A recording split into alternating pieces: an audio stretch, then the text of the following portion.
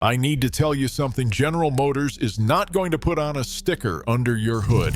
The oil viscosity General Motors recommends for your 5.3 liter, the one printed right on the cap, is thin enough to save fuel economy on paper and thin enough to starve your rod bearings in real life. I have been a mechanic for 23 years, and I have pulled more spun bearings out of 5.3 liter Vortec and Ecotec 3 engines in the last 5 years than in the 2 decades before that combined. This is not a random failure. It is a pattern, and it traces back to 2 decisions General Motors made to hit fuel economy numbers. Today, I am breaking down exactly what is happening inside your engine, why it is happening earlier than it should, and the mileage number, where I tell every customer to stop trusting the factory interval and start protecting their bottom end. Let's get into it.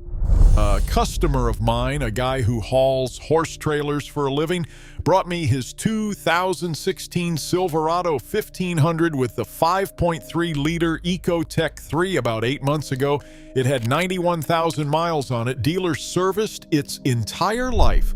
Oil changed exactly when the oil life monitor told him to, which on this truck was stretching out to almost 9,000 miles between changes under highway conditions.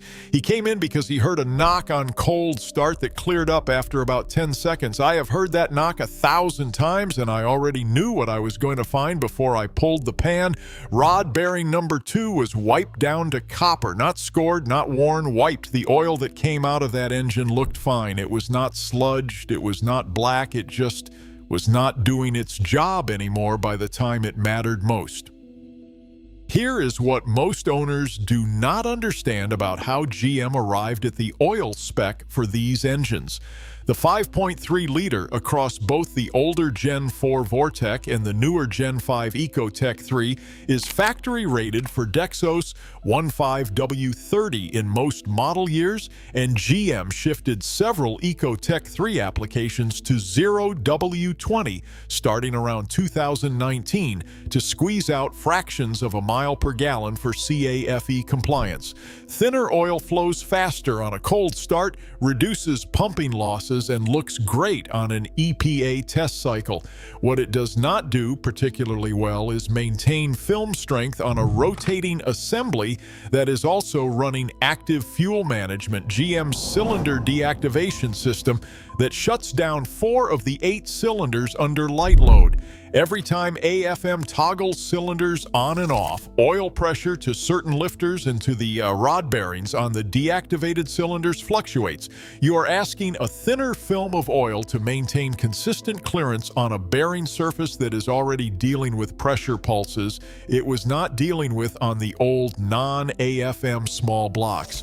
That combination, thin factory spec oil plus AFM pressure cycling, is the actual mechanism behind what shops are now calling premature bearing wear on these engines, and it shows up almost exclusively in trucks that never deviated from the factory oil spec or the factory change interval.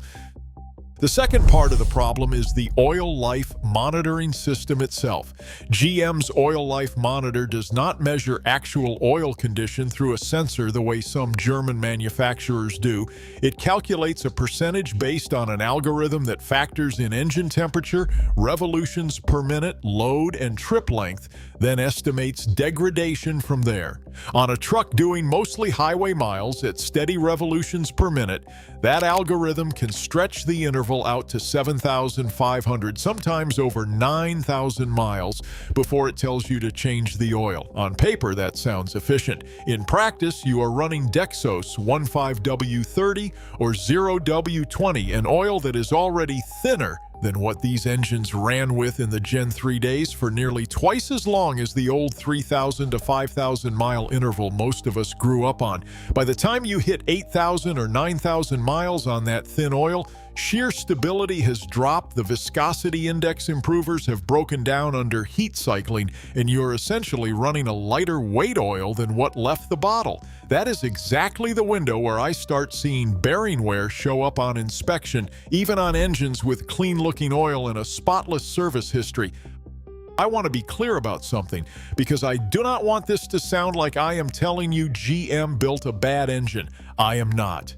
The Gen 4 and Gen 5 5.3 liter is fundamentally one of the most durable V8 architectures on the road today when it is maintained correctly. I have seen these blocks go past 300,000 miles. But durability on this engine depends entirely on breaking the factory habit loop of thin oil, stretched intervals, and AFM cycling, because that specific combination is where the failures cluster. I pulled data from my own shop records going back 6 years. Every single spun or heavily worn rod bearing I have documented on a 5.3 liter engine came from a truck that ran strictly factory Dexos, one spec, on the oil life monitor schedule with no adjustment. Every 5.3 liter engine in my records that ran a heavier 5W30 conventional or synthetic blend on a fixed 5,000 mile interval, regardless of what the dash said, had 0 bearing failures in that same mileage range. That is not a scientific study. I'm not claiming peer review here, but 23 years of pulling oil pans gives you a pattern, and this pattern is loud. If you're running a 5.3 liter right now, here's exactly what I tell my own customers to do, and I tell every single one of them the same thing, regardless of what truck they drive in on. Ignore the oil life monitor as your only guide. Set a hard ceiling of 5,000 miles between changes, 4,000 if you tow regularly or do a lot of short trips, where the engine barely reaches full operating temperature before you shut it off, because short trips are brutal on bearing longevity since the oil never fully burns off condensation and fuel dilution. Use a full synthetic 5W30 that meets Dexos 1 Gen 2 specification rather than dropping down to 0W20 if your owner's manual gives you the option between the two, which several Ecotech 3 applications do. The slightly thicker film at operating temperature buys you real insurance on the bearing clearances without hurting cold start flow enough to matter. And most importantly, treat 75,000 miles as a checkpoint, not a panic point. That is the mileage where I start recommending owners pull a valve cover, or at minimum send a sample of their oil out for analysis, because that is the window where AFM lifter wear and early bearing wear both tend to start showing measurable metal content in the oil before you ever hear a knock.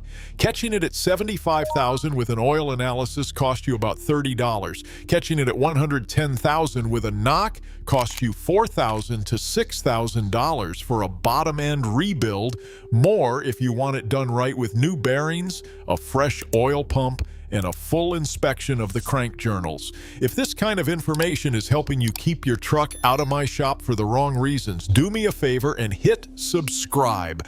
I put out videos every week on the stuff manufacturers print in fine print instead of telling you straight, and I answer questions in the comments myself. I also want to address the AFM connection directly, because the two problems get lumped together online and they are related but not identical. Active fuel management on the 5.3 liter uses a set of collapsing lifters to physically deactivate 4 cylinders under light throttle. Those lifters are a known wear item on their own. GM has had multiple technical service bulletins addressing lifter failure and the resulting metal contamination that circulates through the entire oiling system once a lifter starts to break down. Here is the part that connects it to your bearings. Once a lifter begins shedding metal, that debris does not stay isolated to the valvetrain. It travels through the main oil galleries and gets pumped straight to your rod and main bearings, which are precision surfaces running on a film of oil measured in microns. Metal debris in that film acts like sandpaper, so a failing lifter, which is already a known issue on these engines, becomes a bearing killer once it starts contaminating the oil supply, and thinner factory spec oil does a worse job suspending and carrying that debris to the filter before it does damage. This is why I tell customers who are already past 100,000 miles on the factory oil spec to get a magnetic drain plug installed at minimum. It is a $20 part that catches ferrous debris before it recirculates, and it gives you an early visual warning if your lifters or bearings are starting to shed metal, because you will see it stuck to the magnet at your next change instead of finding out the hard way. For anyone buying a used 5.3-liter truck right now, this changes what you should actually be checking before you hand over money. Do not just ask for maintenance records and assume clean paperwork means a healthy engine. Ask specifically what oil weight was used and whether the owner followed the oil life monitor or ran a fixed shorter interval. A truck with spotty paperwork but a fixed 5,000-mile habit on heavier synthetic oil is a safer bet mechanically than a truck with a flawless dealer service history that always waited for the oil life monitor light. Pull the dipstick and check the color and smell, but also ask to have a cold start witnessed. That 2 to 3 second lifter tick or a slightly longer knock that clears up as oil pressure builds is your single best free diagnostic tool. And it is the exact symptom I described on that horse trailer truck before I ever opened the pan. The 5.3-liter V8 is still one of the best engines you can put in a work truck, and none of this means you should avoid buying one or panic if you already own one. It means you should stop treating the dashboard oil life percentage as gospel and start treating 75,000 miles as your first real checkpoint instead of your first real warning sign. Change your habits before the mileage gets there, not after you hear the knock, because by the time you hear it, the bearing is already gone. Take care of your engine and it will take care of you. Like this video if it helped. Subscribe for more of the stuff dealerships will not tell you, and I will see you in the next one.